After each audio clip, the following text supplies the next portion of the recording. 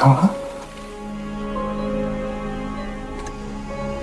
Hello Brovers, pembahasan kita kali ini beda nih cuy. Kapan lagi Clip on X bahas drakor? Sebenarnya gue udah penasaran sama drakor ini dari lama karena ternyata penulis ceritanya itu sama kayak Crash Landing on You. Jujur gue suka banget drama Chloe itu cuy. Pas tahu ternyata ditulis oleh orang yang sama dan kebetulan juga viral banget, akhirnya gue tonton tuh. Wah, ternyata bagus banget. Tapi nyatanya gue lihat di TikTok ataupun di Instagram itu banyak banget yang gak ngerti sama endingnya gitu ya. Kok tiba-tiba ada kakek-kakek tua gitu, terus tiba-tiba Hein meninggal gitu. Ini maksudnya tuh apa? Makanya kita akan buatin breakdown penjelasan ending dari Queen of Tears 2024. So, welcome back to Clip on X Drama.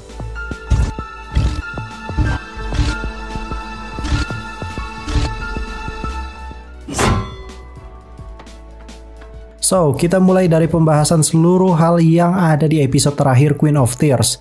Jadi, kalian sadar nggak sih kalau ending Queen of Tears udah dikasih tahu beberapa kali dari pertengahan episode cuy. Hampir seluruh kejadian yang ada di episode 16 merupakan penglihatan Hong Hae-in saat penyakitnya itu kambuh cuy. Atau dengan kata lain, Hong Hae-in ini tanpa sengaja melihat segala kemungkinan yang ada di masa depan dan beneran terjadi. Karena dia sendiri ternyata tidak ada upaya untuk menghentikan hal tersebut. Nanti gue jelasin kenapa dia nggak ada upayanya. Kalian ingat nggak di pertengahan drama ini selalu diselipkan tentang Hae-in yang tiba-tiba berada di sebuah hutan dalam kondisi bersalju atau cuacanya dingin gitu ya, putih itulah pokoknya tone warnanya. Nah, inilah kunciannya. Hae-in sempat berkali-kali diperlihatkan masa depannya walaupun memang kejadiannya nggak 100%. Cuma cukup mendekati aja lah pada episode terakhirnya gitu.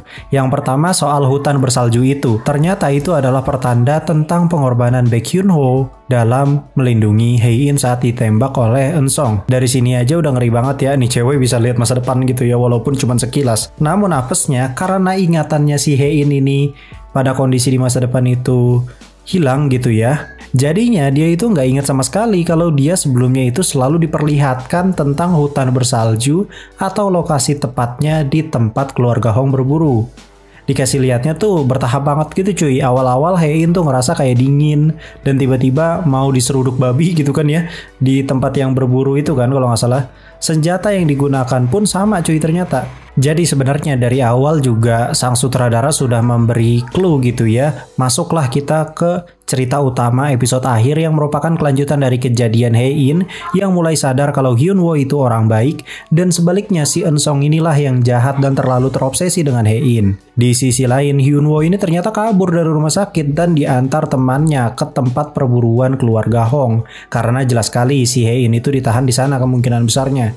Di sisi lain Hae-in ternyata mendengar pembicaraan Eun-sung dengan ibunya Sol-hee yang tanpa sengaja mengungkap fakta kalau ternyata mereka berdua ini biang dajalnya cuy. Eun-sung berusaha mencuci otak Hae-in setelah hilang ingatan, sedangkan ibunya Eun-sung itu merebut seluruh kekayaan keluarga Hong, bahkan kematian Suwan, saudara kandungnya si Hae-in, itu sudah di-planning oleh ibunya Eun-sung 20 tahun lalu.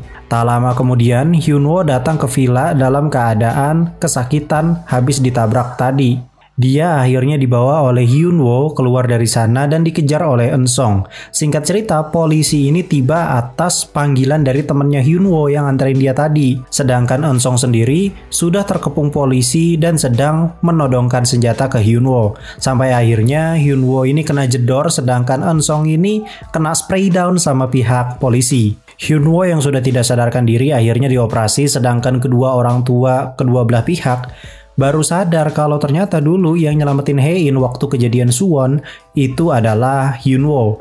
Operasi berjalan lancar, Hyun-woo ini pun sadar dari koma, namun mereka masih harus menggulingkan Sol-hee dari tahta. Maka dari itu istrinya So-chul atau Da-hye dan juga temannya Grace harus menyertakan bukti dan bersedia di penjara agar Sol-hee itu bisa dipenjara juga gitu ya.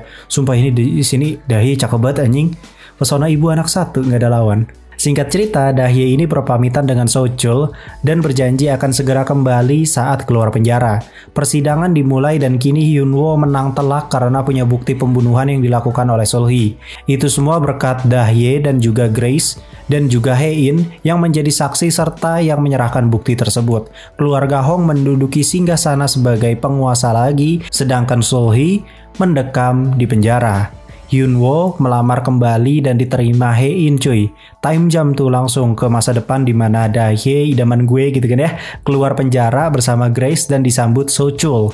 Terus time jump lagi cuy, di mana Hyunwoo dan Hae-in itu ternyata punya anak cuy. Terus tiba-tiba langsung time jump lagi, muncul aki-aki yang berada di Jerman, sudah cukup tua gitu ya, rambutnya penuh dengan uban dan dia datang ke sebuah pemakaman yang ternyata itu adalah pemakaman Hong Hae-in dan yang memberikan bunga itu adalah Hyunwoo atau kakek-kakek yang rambut putih itu Hyunwoo. Nah, Hyunwoo ini lalu menepati janjinya untuk dijemput ajalnya dengan Hae-in di sebuah taman bunga gitu cuy. Kalau nggak salah ada di dialognya, gue lupa. So, yang jadi pertanyaan, ini masuknya paradoks bukan bang? Jawaban simpelnya bukan. Ini hanya semacam penglihatan di masa depan dan orang yang melihat masa depan itu nggak melakukan apapun juga untuk mengubahnya. Beliau sendiri hilang ingatannya atau bisa jadi karena orang tersebut sebenarnya nggak sadar juga kalau dia itu baru saja melihat masa depan. Itulah yang dialami Hae-in.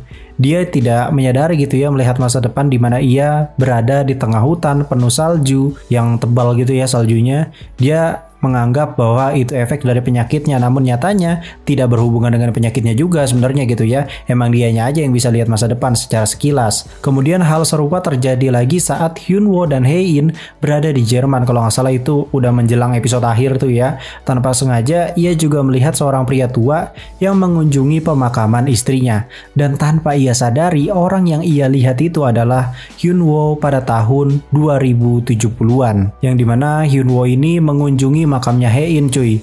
Mungkin akan berbeda ceritanya jika Hae-in menyadari bahwa ia baru saja melihat masa depan, di mana hal ini akan membuat Hae-in mencegah segala hal buruk yang terjadi, termasuk kematiannya sendiri di masa tua nanti. Dan itu juga jadi penyebab mengapa si penulis cerita nggak membuat ceritanya begitu, dan justru dibuat secara alami saja. Dia tidak menyadari kalau dia baru saja melihat masa depan gitu ya, biar tidak terjadi apapun gitu ya. Let it flow aja. Ya, selamat ibu-ibu, ciwi-ciwi, lelaki sejati yang pecinta drama. Kalian baru saja melihat 16 episode flashback dari Hyunwoo di masa tuanya. Well done. Kalau kata James Gunn mah yang terpenting itu storytellingnya. Mungkin segitu dulu breakdown penjelasan ending dari Queen of Tears. Katanya sih bakal ada 2 episode spesial, tapi kita tunggu aja lah ya. Nanti gua bahas kalau beneran rilis. Yang minat tentang pembahasan drama ini silakan komentar ya, karena ini masih baru banget segmennya di channel Clip on X. Jadi masih butuh masukan ataupun request pembahasan drakor lain. Kalau mau alur juga bisa, tapi ya alur kan proses pembuatannya panjang ya, jadi mohon bersabar. Terima kasih yang udah nonton. Gua Clip on X pamit undur diri and I'll come see you next time.